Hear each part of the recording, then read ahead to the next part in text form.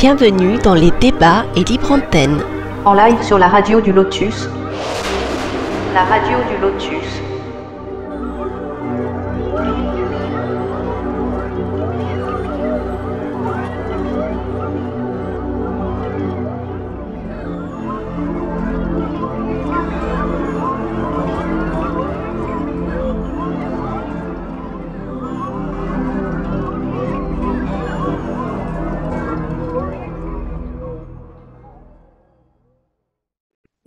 Mais ça va, pour une émission qui parle de Beltane, on n'a quand même pas trop parlé de cul.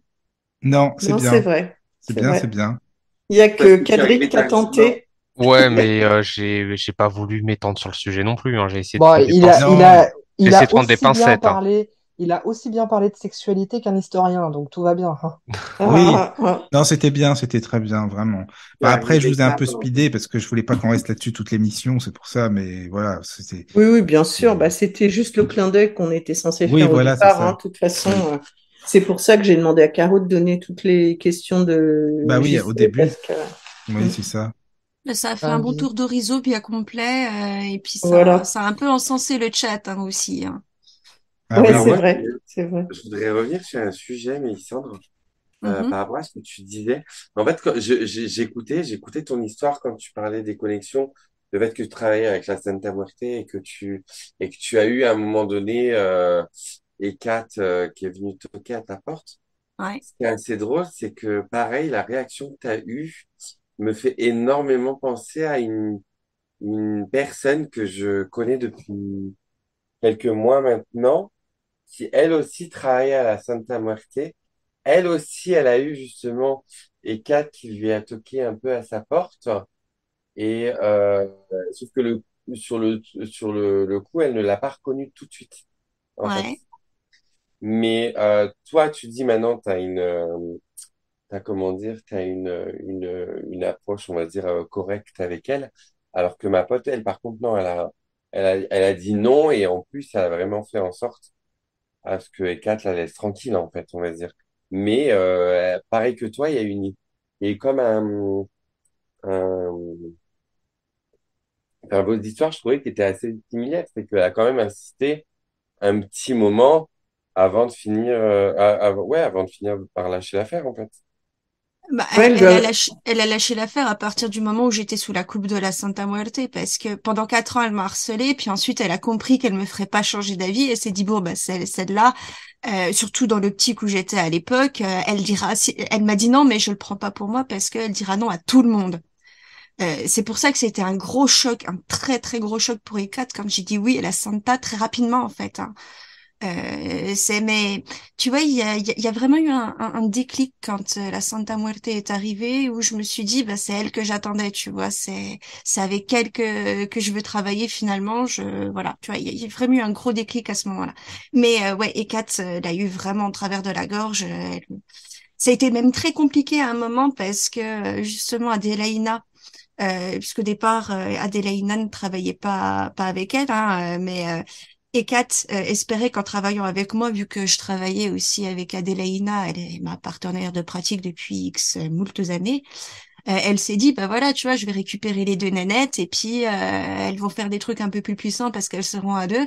Et du coup, bon, moi, quand je lui ai dit non, ben, elle est venue voir directement Adélaïna, puis elle lui a dit, bah écoute, travaille avec moi. Puis Adélaïna, au départ, moi, je lui ai dit, écoute, c'est Kat, c'est quand même une divinité qui est pas facile. Elle peut être aussi colérique. Enfin, réfléchis bien à ton truc avant de lui dire oui, tu vois. Lui dis pas oui tout de suite parce qu'Adélaïna, elle était partie en se disant, bon, ça va être cool. Il y en a enfin une qui va m'initier, autre que Bélissandre, parce que on a toujours été un petit peu isolés hein, du fait qu'on soit pas parti en Coven.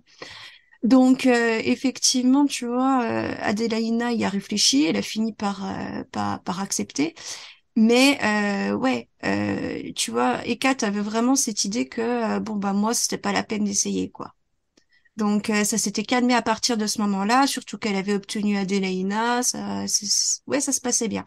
Et c'est vraiment dès que moi j'ai accepté la Santa Muerte où là elle a même pas essayé de retourner Adélaïna contre moi, mais où il y a vraiment eu une méfiance qu'elle a essayé d'instiller en disant tu vois, au niveau d'Adélaïna, parce que elle était vraiment fâchée après moi. Et j'ai dû mettre Léo là en disant, écoute, ok, ça c'est entre toi et moi.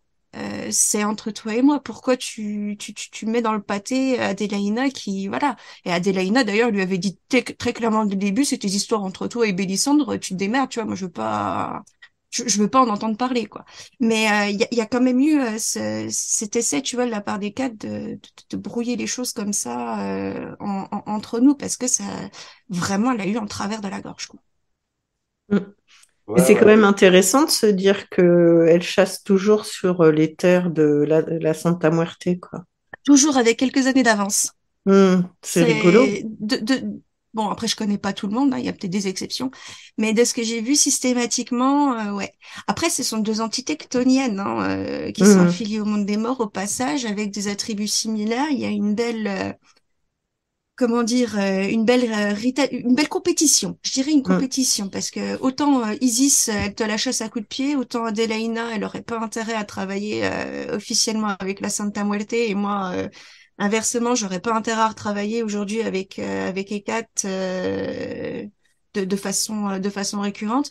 Mais dans le cadre de notre pratique, on s'est mise un jour toutes les quatre autour d'une table et puis on a défini en fait ce qu'on pouvait faire, ne pas faire, ce qui était accepté pour essayer de pacifier un petit peu le truc parce qu'effectivement il y a une compétition. Quand la Santa elle a commencé à me donner plein d'infos, plein de trucs, Adélaïna qui était comme je disais tout à l'heure, hyper frustrée du fait que ce soit démerto avec Hécate. Hécate s'est dit, il y a danger, bah, je vais donner plein de trucs à Adélaïna, comme le fait la Santa Muerte. C'est Tu vois, drôle. et c'est Hmm. monté en escalade, tu vois. J'ai commencé à faire les formations pour machin, et qu'elle t'a dit, ah, faut que tu fasses pareil, il faut que tu rushes. Hmm.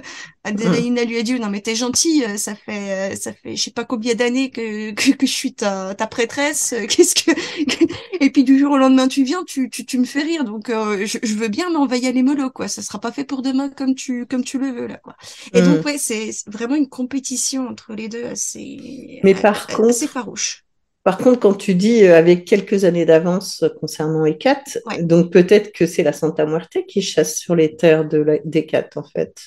Je sais pas, je sais, alors, de ce que j'en sais, alors, toujours à prendre avec des pincettes parce que les informations qui viennent, j'ai envie de dire, des milieux underground, ne sont pas toujours fiables. Mais de ce que j'en ai compris, les parcs qui tissent ces trames de destin, tout ça, elles sont un petit peu les pourvoyeuses officielles, j'ai envie de dire, de personnalités qui peuvent intéresser les entités. Donc, Mhm. de ce que j'en comprends, les entités majeures, surtout les entités chthonianes, elles vont voir les parcs en disant, bah voilà, moi je recherche plutôt tel type de caractère, qui c'est que tu as à me proposer, tu vois. Il y a Mhm. une espèce de petit J'aurais jamais marché vu comme les ça. parcs comme le Pôle emploi de l'autre monde. Ouais, c'est assez. Non, c'est Donc une voilà, chasseuse de tête. ouais, c'est plus ça, Bah, c'est Ouais, plus c'est ça. une agence qui recherche les talents, là. Bah, on C'est les ça, c'est consulte. ça. D'après ce que j'ai compris, en fait, les entités les consultent, elles payent hein, pour la consultation, mais ouais, ça permet. Je sais pas trop quoi au parc, hein, je n'ai pas notion de tout, et comme je dis, apprendre avec des pincettes, hein, c'est de ce que j'en ai compris. Donc en fait, bah, j'ai envie de dire des divinités chthoniennes avec un aspect trimorphis qui s'intéresse à la magie et la pratique, à tout, ben forcément, ça fait qu'il y a des points communs et donc Mm. des listes qui sont communes, je pense. Donc voilà, supposition. Bon, si Izzy, ça veut boire un café, tu me l'envoies. Hein. Ce qui est rigolo, c'est que là-dessus, autant Hécate que la Santa, elles sont assez d'accord. Hein. Exit Isis, c'est pas ton territoire, C'est pas mal Ah, ça. c'est ouf, hein. retourne en Égypte. Ah, Laisse nos c'est vache. Européennes ici, on en a déjà peu. Bon, bah, tu leur dis que moi, je suis une basanée. Hein. Tout à fait. Après, tu sais, c'est un truc que les gens font pas beaucoup, mais quand tu veux voir les entités égyptiennes, un pendule Isis, mine de rien, avec sa forme pour commencer à s'y connecter, ça marche très bien. Ouais, effectivement. franchement, quand tu parles, mais ça, c'est vrai que je retrouve vraiment beaucoup la conversation que j'ai eue avec cette personne. Donc, je trouve ça assez drôle, justement, cette similitude et Un peu comme si, par exemple, on parlait des plates-bandes et tout ça. Est-ce que justement, oui, elle serait pas attirée par les personnes qui ont une énergie particulière qui les attire toutes les deux, quoi qu'il arrive, et que de la façon dont enfin, dont tu les décris, on dirait deux sœurs qui sont en perpétuelle rivalité au final, et que Alors, c'est presque comme si c'était presque un jeu entre elles, en fait, de se dire, bah, à voir qui l'aura, entre guillemets, quand elles ont la même cible. alors oui, il y a clairement cette compétition et puis personnellement, j'ai du mal à comprendre pourquoi c'est si important pour ces entités. Ça, c'est quelque chose que j'aimerais bien savoir. Je ne sais pas trop pourquoi, mais il y a quelque chose qui doit se jouer, forcément.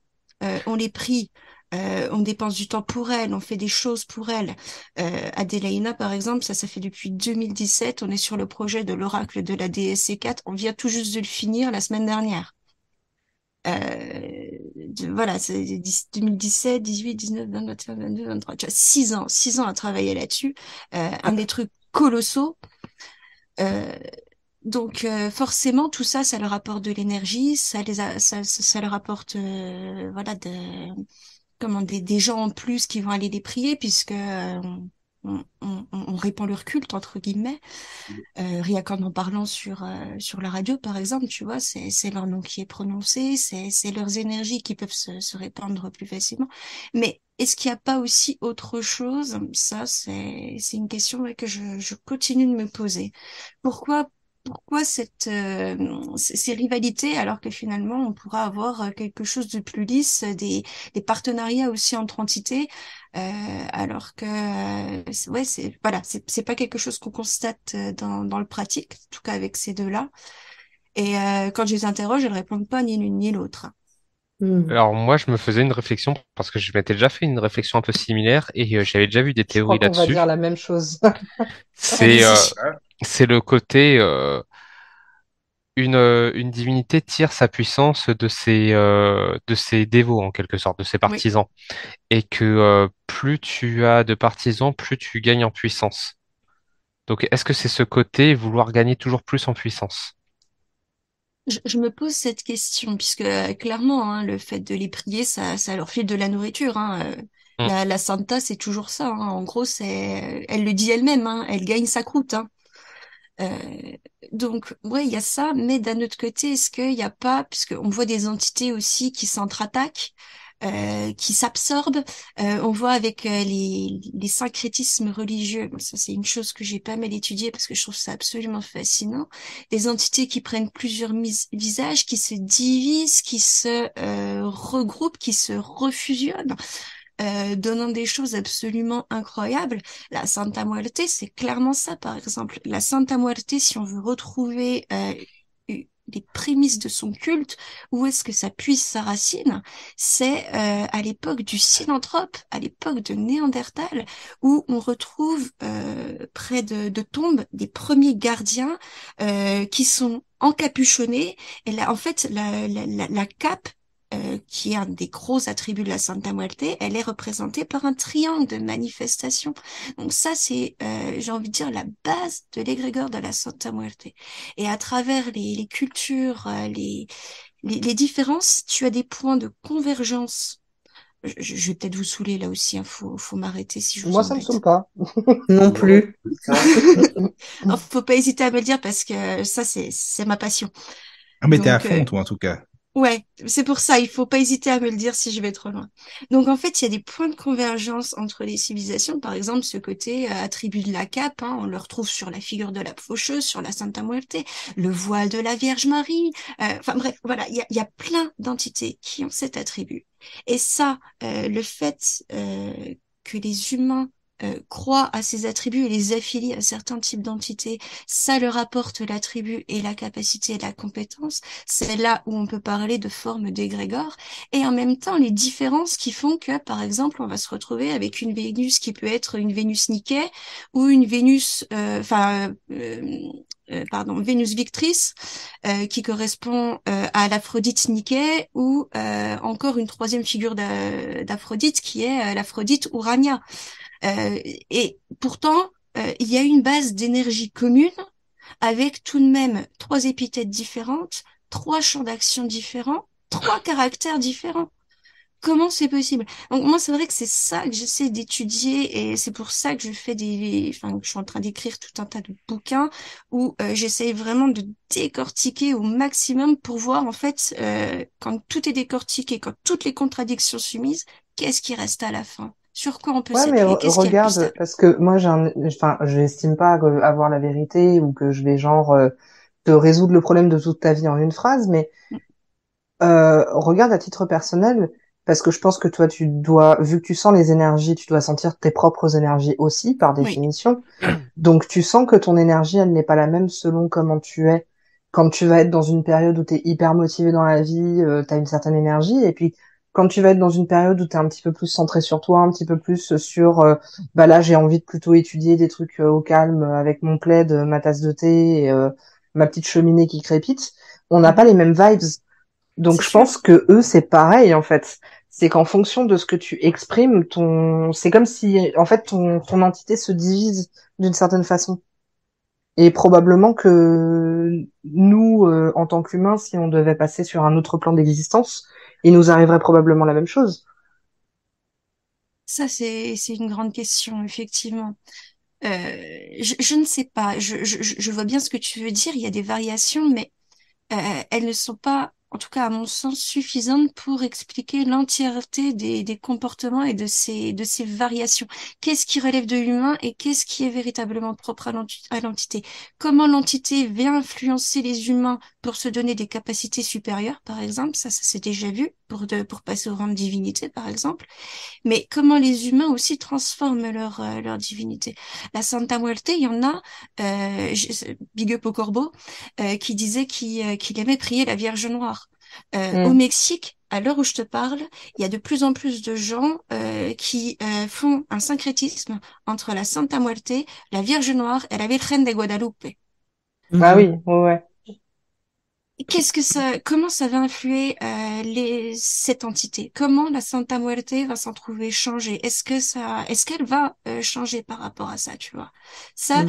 et ça, j'ai envie de dire, même avec les ressentis qu'on a, même avec tout ce qu'on fait, on entend tellement tout et son contraire, on a tellement peu l'habitude, nous humains, de décortiquer les choses que, ben, si on veut comprendre vraiment les entités, déjà qu'il y a peu de gens qui en parlent, il y a pas de livre, franchement, hormis Plancy, qui nous a écrit son traité de démonologie. Oui, et puis ça, Qu'est-ce qu'on trouve vraiment de tangible sur le culte des entités, sur l'étude de leur caractère, de leur histoire? Qui c'est qui leur pose la question? Le baptême de ma filleule, on a fait une table qui était exclusivement pour les entités. C'est-à-dire que nous, on avait notre table de repas, les entités avec la leur, avec les offrandes et les boissons qui leur étaient réservées, dédiées, dans des calices et de la vaisselle qui leur étaient dédiées, tu vois. Mhm. On a fait les choses bien. Elles viennent pas, mais on a quand même lancé l'invitation, tu vois. Bah, Donc, oui, c'est justement ça que je trouve qui était intéressant dans le paganisme, que je ne retrouve plus dans le néopaganisme. Et je oui. trouve ça, mais tellement dommage. Clairement, Beltane, c'est quoi? Tu vois, c'est vraiment pour moi un pendant de Samhain dans le sens où, encore une fois, on est en célébration avec l'autre monde. À Samhain, il passe notre porte. À Beltane, on a chacun un pied de l'autre côté de la porte, tu vois. Enfin, en tout cas, Mhm. moi, c'est comme ça que je le vis, Beltane. Mm. Donc, Mhm. ouais, c'est cette notion de partage et d'échange. Il y a très peu de gens qui se posent la question. Du coup, c'est très difficile d'avoir des échanges vivifiants sur la question des entités. Et du coup, ouais, moi, je vois pas d'autres solutions que d'aller décortiquer puis voir ce qui reste parce que t'entends tout et son contraire. Alors, face à la contradiction, il préfère en revenir à ce qu'il connaît.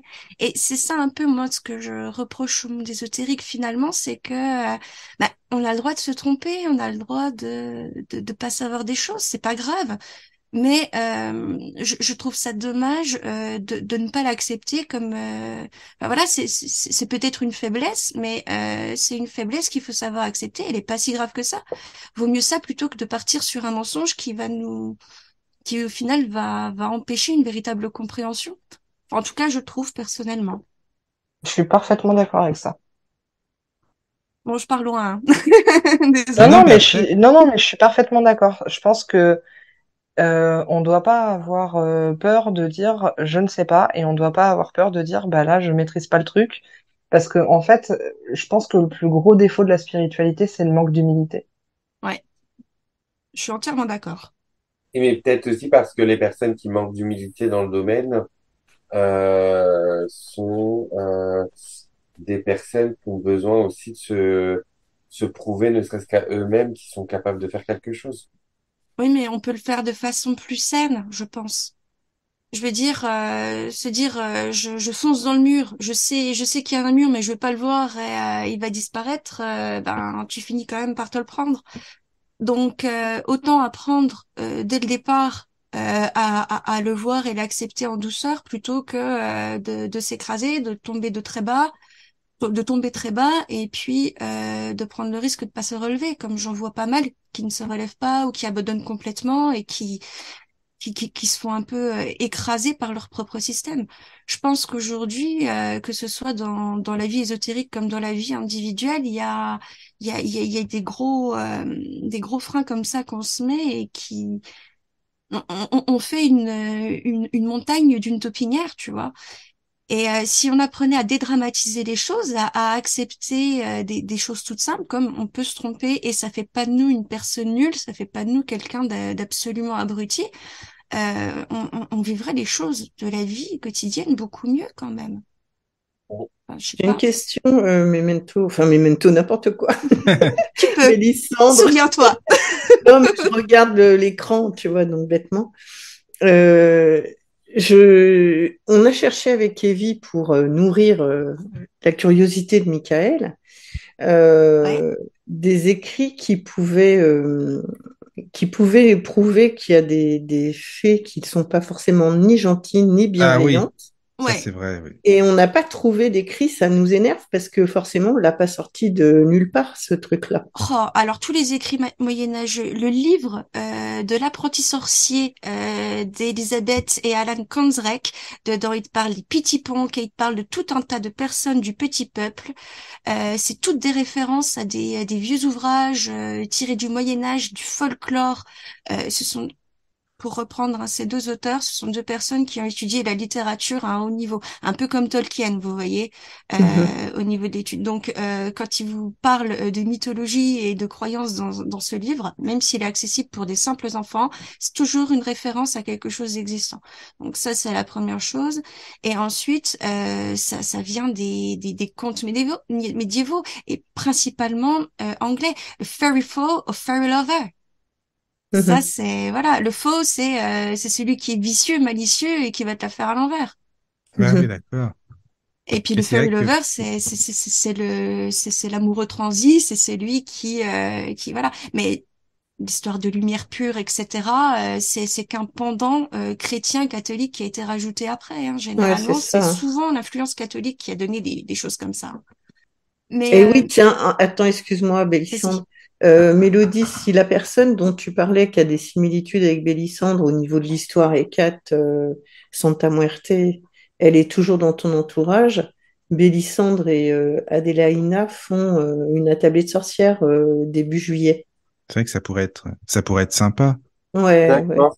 Ben, le problème, c'est que cette personne-là, elle est partie dans un voyage qui, de base, devait être pour l'aider dans sa spiritualité et qui a fini par finalement une reconcentration sur soi-même.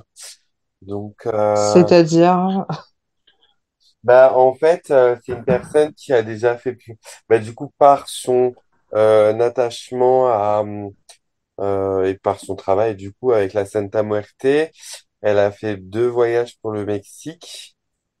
Et là, quelques mois, elle a pris une décision de faire vraiment un voyage initiatique pour pouvoir vraiment se connecter à sa spiritualité et peut-être du coup faire des découvertes ou des choses comme ça.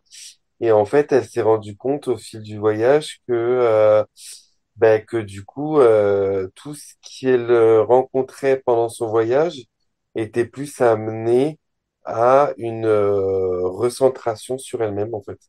Ouais, si elle est en retraite Comment? Ouais, pas pour spirituelle, il tout va de suite. falloir attendre son retour. Bah, c'est Mm. Ouais, ça. c'est ça. C'est ça. C'est que là, pour tout de suite, vous attendez pas à ce que le mois prochain, elle soit connectée. Bon, on en Bah non, refera non, une non. autre sur la partie sombre de l'année à venir. Ah mais j'avais peur à la base de pas retenir les dates pour les attablées de sorcières, mais j'en ai pas loupé une. J'attends toujours la suivante avec grande impatience. Ah oui. D- Ouais, ouais, ouais, vraiment, c'est revigorant, c'est frais, ça fait Ah, du là, bien. là, le patron, il est content, là. Ah bah oui, moi je suis à fond. Tu sais bien, hein. Oh, pareil, cette émission était Elle était Ah génialissime. bien, oui, cette c'était Oh très, émission. très là là, bien. ouais. Laquelle J'ai, émission, tu dis? Avec Moira, tu Ah ouais, sais, avec Ouais, la avec druidesse. la Ah druidesse. oui, Non, oui, non, oui. j'étais, elle j'ai était pas pu Non, très... la voir en live. ouais. J'étais pas là, je travaillais, mais quand je l'ai écoutée en replay, bah, je te l'avais dit, Michael, hein, elle était Oui, oui, tu me l'avais génialissime, dit. cette émission. Non, Ah, Ouais, elle, puis ouais, c'était ouais. chouette, c'est hein. vrai que j'ai vraiment adoré l'écouter. C'était vraiment Mais Ah ouais. intéressant. maintenant, on va la faire venir dans une émission à nous, entre guillemets à nous, hein. Ben oui, ça Mais serait parce bien. que, ouais, ouais, ben, j'attendais que tu l'aies reçue avant.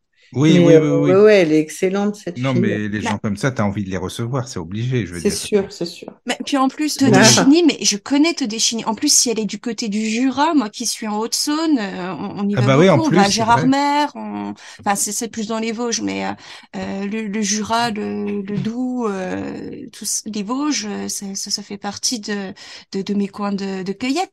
Et puis à Savoie, et Tu puis penses qu'elle va lire, par contre, quand oui, j'ai hein. vu sa photo, elle me ouais, dit quelque chose. Je suis sûre de la connaître. C'est peut-être juste une impression de ma part, mais j'ai vraiment ça qui m'est venu, voilà. ouais, ouais. Et du coup, si jamais, moi j'ai une question vraiment pour elle, j'aimerais savoir, puisqu'elle est dans le groupe des Ovat, Bardes, et je ne sais plus le troisième, et Druides, Druide. euh, à quel point en fait ils ont modernisé, en fait, qu'est-ce qu'ils ont gardé de l'ancienne C'est vrai que c'est tradition une question et, intéressante. et à quel point ils ont modernisé, voilà, faire un petit peu un tour d'horizon de cette question-là, ça m'intéresserait, mais Mais voilà, moi je bois ses paroles.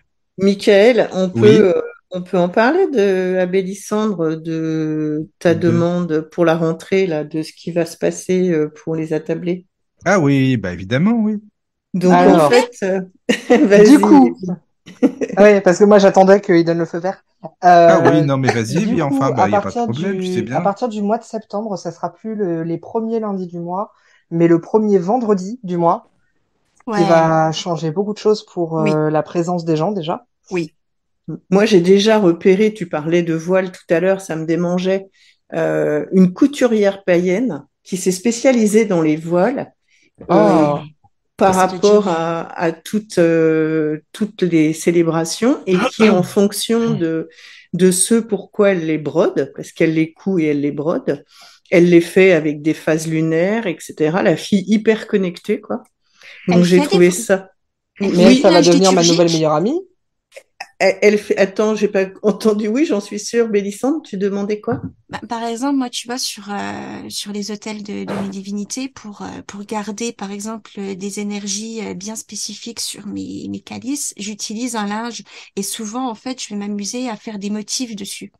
Donc, si tu me dis, elle brode, elle fait des voiles, est-ce qu'elle fait autre chose que des voiles? Est-ce que tu vois, elle Ah fait bah Oui, probablement, elle oui. fait des nappes pour le tirage de tarot. Elle fait des choses aussi sur commande, hein, donc il n'y a pas de souci. Ouais. Ah, et puis moi j'ai hâte qu'on la programme, elle, tu vois, ça Oui, Ah m'intéresse oui, je me énormément. oui. suis doutée, je me Parce suis que doutée. l'utilisation du voile païen, c'est quand même quelque chose qui est très peu utiliser. médiatisé C'est comme ça. sujet. Et Ah Mais donc c'est oui. un elle s'y sujet... connaît bien, hein. Elle te l'explique vraiment bien. Elle te dit, il y en a que tu mets pour couvrir les yeux parce que tu dois être en communication intérieure. Il y en a que tu mets par rapport au nez, à la bouche, parce que si et ça, elle te parle de tout, quoi. Tu vois, ça va être enrichissant. Oh Ouais, Vraiment. ouais. bah moi D'accord. le sujet m'intéresse beaucoup parce que maman, tu ne le savais pas, mais j'ai décidé de me voiler quand je pratique Non, mais je te depuis quelque comprends. temps. Non, mais je te Donc comprends. moi, c'est vrai que c'est un truc qu'en fait j'avais envie de faire depuis très longtemps de façon instinctive, mais sans savoir si ça pouvait être perçu comme de l'appropriation culturelle par rapport à l'islam ou quoi. Ben non. Donc j'ai jamais osé en fait. Et quand je suis tombée un jour sur un article où il parlait de voile païen, je me suis dit ok, donc ça existe. Et j'ai pas Bah lu Oui, oui. oui. l'article malheureusement parce que mon téléphone a bugué, il m'a quitté Internet. Je me suis dit bon bah tant pis, c'est que je devais peut-être pas le lire. Et je me suis lancée mais complètement en freestyle. Et j'ai essayé de voir, de m'approprier un petit peu le truc, de voir ce que j'en pense, comment je le ressens. Mais ouais, ça a été une expérience que j'ai trouvée très enrichissante, très intéressante. Et Ouais, voilà. ouais, du coup, le sujet me passionne en ce moment, Ouais, donc ouais, c'est mais ça, parfait. c'est vraiment, en plus, je l'ai trouvé vraiment passionné, justement, et c'est ça qui nous intéresse à nous tous, hein, dans nos orientations. C'est les personnes qui arrivent à te transmettre leur message, en fait. Et après, t'en as envie ou pas, mais en tout cas, ouais, ils sont crédibles, tu vois. À l'époque où ma mère, elle a commencé à me parler de ce projet d'émission là dont on vient de sortir à l'instant là, Oui. et qu'elle réfléchissait au nom de l'émission. Moi, à un moment donné, j'ai voulu proposer quelque chose qui me semblait sympathique, qu'aurait été non pas la tablée des sorcières, mais le thé des sorcières. Et je me suis dit, ah bah oui, mais non, parce que du coup, c'est un petit peu déjà pris comme concept. Alors, Ah, si c'est ça qui vous effraie, on vous fait un papier signé qui dit qu'on vous donne accordance pour l'utiliser. Hein. Moi, ça ne pose pas de souci. Hein. Non, Non, mais Non, mais du mais moi, coup, il j'aime on faut est pas tombé sur vous. autre chose, c'est tout aussi bien, hein, mais c'est Non, vrai que mais moi, c'était voilà. mon premier instinct, parce que cette ambiance de on est là tous ensemble, on discute, oui, bah c'est moi, ça, à quoi. chaque émission, je me fais la réflexion que ça manque d'une tasse de thé ou de café, quand même. Pas Non, moi mais parce que je l'ai. c'est pas con. Oui. Ah oui, bah oui. Non, moi, Oui, j'ai Et, une c'est vrai, petite c'est vrai. vessie, je ne me le permets pas. mais voilà. Et qu'est-ce que tu penses, du coup, de ce concept de volet 2 de l'émission Bélissandre? Ah ben moi, je plus sois. Je plus sois, ça peut être que génial, quoi. Ah oui, Oui, puis ça donne de la variété à l'univers, j'ai envie de oui, dire. c'est C'est ça, Hein. ça, c'est c'est ça. ça. C'est moi Et j'ai c'est toujours surtout, oui, vas-y, vas-y. moi j'ai toujours vu le monde comme tout qui est capable d'alimenter la magie. Donc Mais c'est ça. qu'importe la branche, en fait, on peut en tirer des enseignements, on Mais peut nous, avoir on est, des idées dessus. Après, c'est vrai que on est dans une société où, pareil, tu vois, ça c'est encore une fois un choix. Soit on décide effectivement d'être prévenant envers les autres et puis on fait des efforts pour adapter, soit on s'assume, hein, j'ai envie de dire. C'est-à-dire que Mm. voilà, on se dit, bon, moi je suis sorcière, y a pas de souci. Bon, moi je sais que je me suis jamais donné le nom, mais les gens me traitaient de sorcière, donc bon, quoi qu'il arrive, j'avais droit à ce nom. Mais Ah oui. pendant longtemps, moi, je sais que je suis restée dans mon placard. Alors, chez nous, c'est pas le placard à balai, c'est le placard à squelette. ouais. Mais c'est vrai que pendant longtemps, je suis restée dans une pratique personnelle parce que ben, déjà, euh, moi, j'entendais dire beaucoup qu'il y avait des attaques entre sorciers, etc., que cet univers, tu vois, les gens étaient plutôt cruels les uns envers les autres. Donc, j'ai été méfiante très longtemps. Puis c'est Adélaïna qui m'a dit, si on fait la boutique, il va falloir que tu apprennes à sortir de ton placard, Ambre. Oui, c'est Fatalement. vrai, c'est vrai. Bon, c'est pas encore facile. Hein. Je vois la première émission radio là où je suis passée avec Michael et puis Daniel. Quand je Ah suis oui, sortie de votre libre l'émission, antenne. Ouais. oh, Bah oui, la oui, crise oui. existentielle. Oh là là là Ah là. Vous oui. imaginez pas dans quel état j'étais en ressortant de ces discussions, mais j'en ai pleuré. Ah Voilà, oui. je suis pas encore totalement au clair avec ça. Pourtant, j'ai pas de souci avec ce que je fais, hein, mais le communiquer aux autres, c'est encore difficile pour moi. Ouais, Ah ça oui, t'a c'est fait vraiment marrant. un choc. Ouais, ouais, ouais. Ah, Bah, de toute façon, c'était. moi, c'est pour ça que j'utilise l'expression sortir du placard à balai, parce que pour moi, en tant que personne LGBT, euh, ça me fait exactement le même effet que de faire un coming out, en fait. C'est que Ah, sortir du placard et Mm, mm. sortir du placard à balai, c'est deux étapes dans la vie, en fait. ouais, mais en fait, en soi, ça reste un coming out parce qu'à la base, coming out, le terme en français, c'est bien sortir du placard. Ouais. Ouais, c'est C'est ça que je veux dire. s'extérioriser, montrer aux autres qui on est. Donc oui, bien évidemment que c'est hyper Exactement. adapté. Exactement. Putain, j'en ai vécu beaucoup de coming out. Ah bah ça. Au moins quatre, j'en compte dans ma tête. Et ta vie n'est pas finie. C'est ça. C'est ça. Bon, par contre, je Euh, vous fais une petite parenthèse, je vais vous laisser pour aujourd'hui. oui, je Ça Tiens. comprends. commence à être Ouais. naze. Moi Non, mais aussi, tu sais, je vais moi, je vous vais pas laisser. tarder non plus, hein. Bah, je suis Voilà. vraiment désolée de vous abandonner alors qu'on est en Merde. plein conseil de guerre, hein, mais c'est que Non, moi, non, je mais il n'y a sens pas que de là, souci. je peux plus, je commence vraiment à être fatiguée. Bah, Oula, c'était écoute, quoi ça? C'était quoi c'est ça, quoi oui? ça? C'est un robot? Ah oui, déjà 2h59. Tu as une voix là. Mélodie, non, on va, non.